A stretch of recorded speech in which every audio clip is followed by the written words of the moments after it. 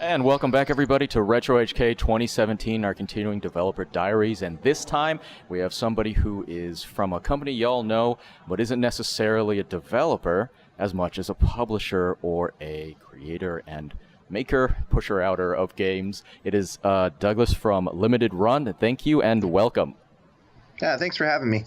It's our pleasure. I got to start out with what our viewers keep asking us questions for, which is Switch games, physical Switch games. Do you guys have any kind of update you want to tell us on? We don't have any kind of update. We'd still like to do it, and it's something we'd love to do in the future. But as of right now, it's just one of those things that's up in the air. We don't have any real comments on the matter. All right, fair enough.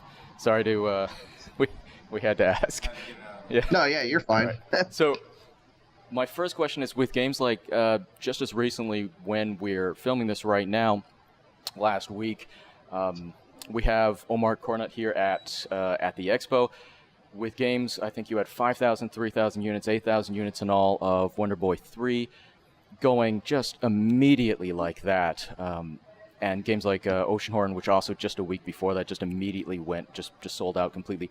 How is it that you guys find that balance between actually being able to make sure that all the fans of a game get that game that they want, but also to still leave it limited enough where they are valuable and that it's not simply available for sale forever? That itself is tricky. So the idea is that we print enough to entice the collectors and the gamers. But the problem is it is a hard balance. Like, we have like a place where we feel comfortable is usually like around the 30-minute to an hour mark. That's not always possible. With Wonder Boy, it definitely seemed like we didn't have enough to meet what we wanted. And it was just one of those games, like, honestly, when it was originally signed, it was signed at a lower number. And when we announced it, we went back and talked to the publisher, .mu, and was like, hey, we think this can actually sell a lot more. So we upped it to 8,000 total.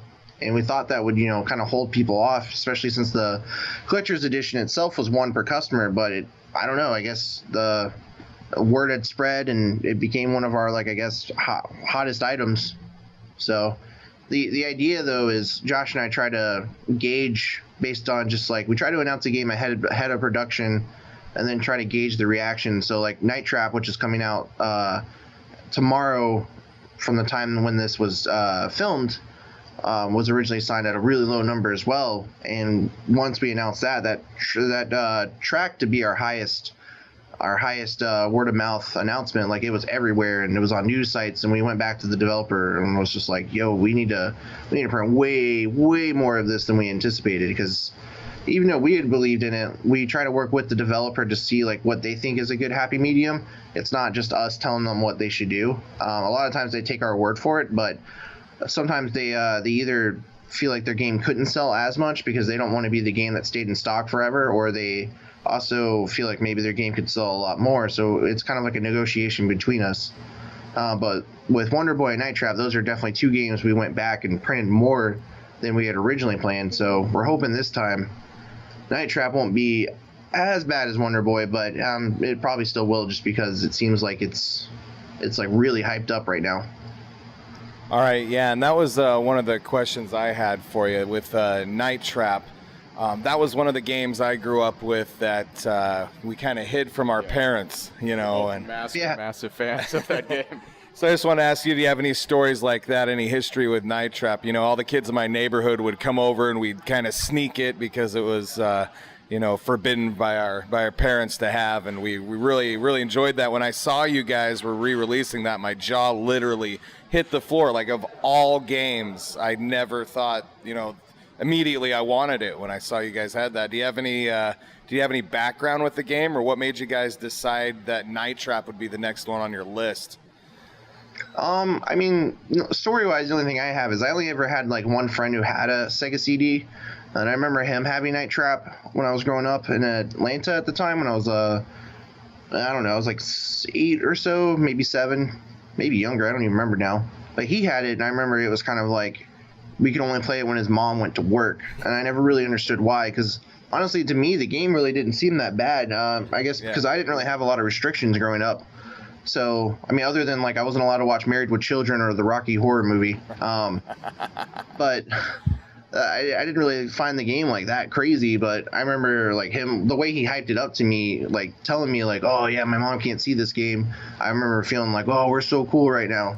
But honestly, that Night Trap was that's kind of my business partner Josh. That was kind of his baby. He had talked to Tyler at Screaming Villains, and when he brought Night Trap to him, he was kind of like, holy crap, like, you know, we're both big history guys in gaming, so like the fact that Night Trap's partially responsible for the SRB and just all the ratings now, it was kind of one of those like, we need to do it especially since we're all about preservation. Like, this is a game that kind of shaped the gaming climate and atmosphere and just everything landscape wise, like what we have to grow up with and go through now. So it was really special to us, and we kept on. Tyler at Screaming Aliens was really receptive to all our ideas. Like, Josh was like, let's do a cassette for the single, let's do like a patch, let's do this awesome collector's box. Like, every time he would bring something to Tyler was like, yeah, sure, whatever, that sounds great. So it was really cool just to be like, oh, okay, like we can pretty much do anything we want with this. Yeah, I totally agree with its historical significance. It almost seemed like the legend was more than the actual payoff. You know, everyone at recess or whatever talking about the game and the media blowing it up. So it's definitely a huge part of gaming history. I was so stoked when I saw you guys are doing that. Do you guys think you'll tackle any other, controversial games back then? Say like Plumbers Don't Wear Ties, Snow Job, Psychic Detective, anything else kind of in the same vein? I mean, they're not... Four-year for the CDI.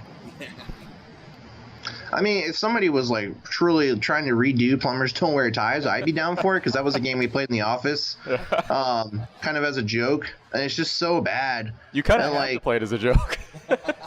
Yeah, so I would be down with doing that, because that game to me is just so ridiculous. I would love to own it again, like just as like on a PS4 disc.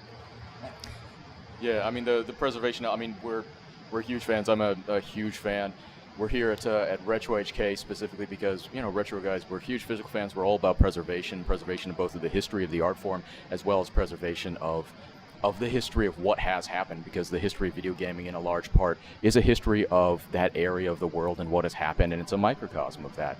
And I think we both had the original copies of Night Trap. Me personally, because full disclosure, I'm a huge fanboy. I have a full limited run collection. So awesome! I mean, we're ecstatic that this thing is re-releasing. But that leads me to one of my other questions, which is, you guys were bore out of your own studio, and your first two releases were of Mighty Rabbit's actual games.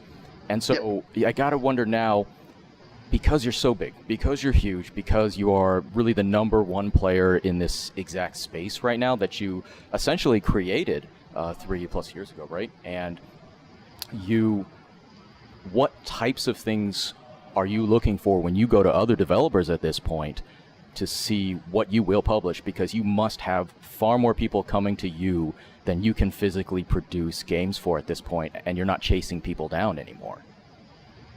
Yeah, it definitely has switched from going from when we started it. Josh and I had a dream list of games we wanted, and we went after those first. And then once we started getting a little bit bigger last year, it kind of switched to like 50% devs reaching out to us versus us reaching out to them. And now it's probably like 10% me reaching out, and mostly just developers reaching out to us. And with that though is like we get a lot of small games, and like even though they're great and I play them, it's just like, to sustain our company at this point and to like continue to grow, we can't really focus on a lot of the smaller games anymore. We have to start focusing on mid-tier to high-tier games. Like, we need more Night Trap type games, like things that really like increase our customer base, because like Josh and I just yesterday we're struggling to figure out how to get our games through a calendar year, because we have so much signed from before, and there's just we basically wish there was a way to create an additional week in the month. Like, there's just too much. There's like not enough time, and like we don't want to overwhelm our customers. So it's definitely now what I'm looking for is more mid-tier stuff. Just like, I'd still love to do the small things. We're hoping like like somebody else will pop up and maybe want to take on the smaller stuff. or like maybe one day create a sister label. It's one of those things, like I still think all these games should be preserved, but like if I have to choose, I have to like, that's what sucks, is having to choose. Like it really gets to me, because like I really want to make these smaller devs money, because who knows, like their next game could be the biggest game ever. So it's just one of those like internal battles, but we definitely now try to go for the more mid-tier stuff and above. So how many copies exactly is coming out on Night Trap, and what did you guys have to do? Is it just a pure port, or I looked into a little bit, or do you guys kind of clean up the visuals on it, or is it just exactly how it was on like the Sega CD 32X? No, well, so I just played it the other day. It's definitely kind of like a remaster. There's the videos are they're as close to HD as they can get with the source files. They're bigger now. They look cleaner. The UI looks better. You can actually play it in each mode, so you can actually play the Sega CD version, kind of where it like compresses the screen down, and then you can play the 32X version and the PC version. So it's pretty neat. Tyler did a lot of work on it, and it looks good. I'm really happy with what I got to play, and just the fact that you can actually, if you want to go the full nostalgic route and play it the original way, you still can. It's awesome. It's awesome. I'm really looking forward. Did you come with a pair of glasses that turns everything fuzzy and dark and, and just two colors? I would still buy it. But I mean, one of the big questions I always wonder, because there has been, I believe, 2 occasions where I was just, even though I was right there, right then at the time, was not able to get a particular game. And what is your opinion, I mean, personally and professionally, about scalpers, limited run scalpers? Oh, the scalper boogeyman. So it's a tricky thing, because I don't want to necessarily defend scalpers, but at the same time, they do make up a necessary part of the business.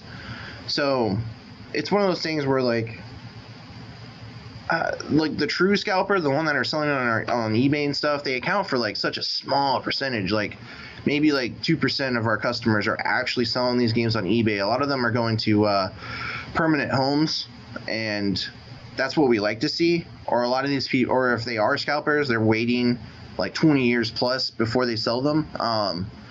It's one of those things where we set the limit. So if a guy who is considered a scalper and a reseller doesn't break the rules, I don't care, because it's not my place to tell somebody what they can do with their copy. But if they do break the limits, we do enforce that, and we try to we cancel those and then offer that to people. Sometimes we'll do a third batch like we did with Wonder Boy, if there's enough people that we felt like cheated. And then we'll do a third batch and announce it and make sure to tell everybody this is for people who didn't get it. If you got it, it'll be immediately canceled. And then, or I'll contact people on Twitter or the forums if it's not enough, and I'll try to see if these people want to get hooked up with the copy because they've been longtime fans. Or sometimes we'll create a wish list like we had to do with Firewatch, and then we'll just, whatever we get back from cancellations or returns, we'll use those copies to kind of help them out.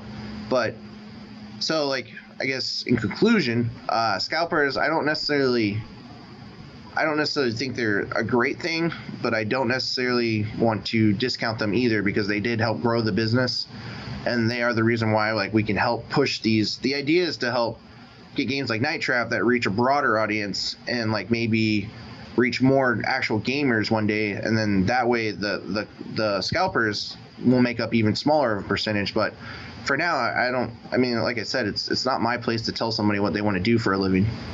So yeah, that's awesome. I mean, I agree. It's to some degree a necessary evil at times, and in the retro scene, we all lament scalpers. I mean, you try to get yourself a NES Mini, but at the same time, it's sometimes without that, we wouldn't get anything for any price. And especially with what you guys do, it makes a lot of sense. And it's good to see that you guys are pretty even-tempered about that, and that you try to keep it fair, but at the same time, you know that it's somewhat part of the ecosystem to some degree as well. Yep. Is there, I mean, you guys are so good at ahead of time really being able to show people what you have coming down the pipe, which is actually incredibly daunting sometimes when you realize, oh, I want that. Oh, I want that. I want that. Oh, I want that. All right, I'm not buying food this year. That's fine. Yeah. But do you actually get any feedback from developers that say that they can see a difference in sales whether they release just digitally or just digitally with people knowing that there's going to be a physical limited run release? Do they see a hit in their numbers from people waiting? No, actually, we see a reverse. So when people buy the physical version, they end up buying the digital. Like, their digital sales go up because people don't want to open up their physical version. So a lot of developers come back to tell us, like, hey, we had a huge spike in digital sales. So it's like a win-win for them because they just got money from the physical version that they may never have done, plus they got more digital sales. Yeah, that actually makes a lot of sense because I do the same thing. Yeah. If I see a game on sale on PSN, for example, and it's like under $5 or something, I usually buy it even if I own it already physically, just because I'm like, it's $5. Yeah. I mean, a lot of your earlier games were pretty close to that. They were games that people could get free on PSN, and you were kind of gambling that they would also buy a physical version, and that gamble really paid off. And it showed that a lot of people are like us in that sense. Yeah, a lot of our titles have been PlayStation Plus titles. It's kind of funny, and we always thought like, oh, this isn't going to sell because it's PlayStation Plus, but then it ends up selling out anyway. Yeah. I mean, how much of a gamble at this point are these games? I know at the very beginning it was a huge gamble, almost to the point of basically betting the company on the concept of limited run for the first one or two runs. At this point, the size of your run and the size of that gamble, is that something that's purely determined by whatever system you use to determine demand, or is it still ever an economic choice of the fact that you are still a little nervous that they won't sell? Because at this point I don't think you had any runs that didn't sell out within a few days tops, right? Yeah, the longest a game's taken to sell out is usually a weekend. Like, I think Lawbreakers just stayed in stock till like Monday morning maybe. Usually they're always gone by Sunday. It's not as stressful now, but that being said, it could still take just like a couple runs not selling to like kill us. But there is definitely a safety net now that we've come this far. Like, I'm not as worried about like one run destroying the company as I was when we first started. Awesome. I got kind of a personal question for you, or maybe a request, something that would be kind of funny. So, considering the rarity and value of your limited run games, I'd be interested to see if you took a stack of your personal collection of these and went into GameStop and see what they would give you for you, trade-in credit. GameStop, pretty much a buck. Yeah. Make a great YouTube video. GameStop actually won't take our games because they don't have an ESRB rating and they're not in their system. So I can tell you a funny story. Like, Josh and I, we went retro game shopping once on the coast of North Carolina, like kind of down where all the military bases were, because that's usually where all the best games are. We took some of our, we were still early in the company. I think we only had like 3 releases at the time. I don't even think Oddworld had come out yet, or it might have just come out. So we took some Breach and Clear and Saturday Morning RPG with us and went to some of these pawn shops and tried to sell, and this lady was like, I wouldn't even give you $5 for this. And like, it was already selling on eBay for like $200. So I was kind of like, really? And she was like, yeah, eBay's not a good judge. And I was like, what are you judging this on? And she's like, well, the limited run's website says it's $25, so why would I give you more than $5 for it? And I was like, it says it's sold out though. And she's like, yeah, but they could get it back in stock. And I was like, oh my God. Oh, wow. Like, I own the company. Do you not know what you're saying? Like, so yeah, it's pretty funny. Like, So, I mean, with all the games you've announced, which is already mind-blowing, just frankly, for the rest of 2017, and I want and need every one of them, but is there one game that... sorry for that. Is there one game that you don't have to divulge whether or not it is or isn't on your list for the future, but what's like your dream game that you would actually love to get? Just dream game. Shenmue Anything. HD. Yeah, Shenmue HD, definitely. I guess the only thing has to exist. No Shenmue 3s, no no. I mean, for the longest time, we used to say Yakuza 5, but that eventually got kind of old because people kept asking us, when's that coming? And I was just like, never. Like, we already talked to Sega and they said no. So like, it still just exists as a dream. I guess like games that would be more possible for me. I guess personally, there's a Senran Kagura game, Bon Appétit, that never got a physical. Yes. That's one. I'm a huge fan of that series. That's a game I would love to like try. I've already started trying to get XC to like talk to me. So maybe one day. You're doing God's work. Yeah, that would be a game for me. Like more realistic dream. I mean, unrealistic wise, Josh and I would love to somehow bring over Phantasy Star Online 2. Even though that makes absolutely no sense because it's online based. Yeah. But yeah, I mean, I noticed that you have struck deals with Namco Bandai and a lot of the games that were never distributed in English in the U.S., even though they have both digital releases in the U.S. and they have physical releases in Japan. Is that something you want to do more of in the future? And they're big AAA titles. Is this more of your own personal love of these type of games, which I love as well, and I love seeing these. I love seeing like Ray Gigant and love seeing these larger titles that you got in English physically finally, as opposed to kind of the double A's that you're talking about, the mid tiers. Is that something you want to continue in the future? Yeah, no, definitely. I'm a big Japanese game fan. So is Josh. We both love them, and it's definitely something we'd like to see more. Just because, for example, like the Vita is going to dry up one day, like for games that are out here, and the only way to like really increase that would be to start bringing games over from Japan. So that's why we started looking into like localization stuff, maybe actually being more of an actual publisher instead of a distributor. It's something we're working on, like a long-term plan. But yeah, I'd definitely love to bring over some more games. Wow, that's really good to find out, and that's amazing because it's exactly where a lot of, I feel like your customers, myself included, are. We're huge Vita fans. We, maybe because of necessity or maybe because it's exactly what we like, usually like Japanese-produced games, and yeah, when you said Bon Appetit, I'm right there with you. Skies of Arcadia for Vita, please.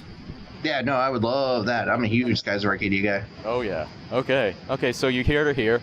You have committed to Skies of Arcadia on Vita. It's got to happen by the end of 2017.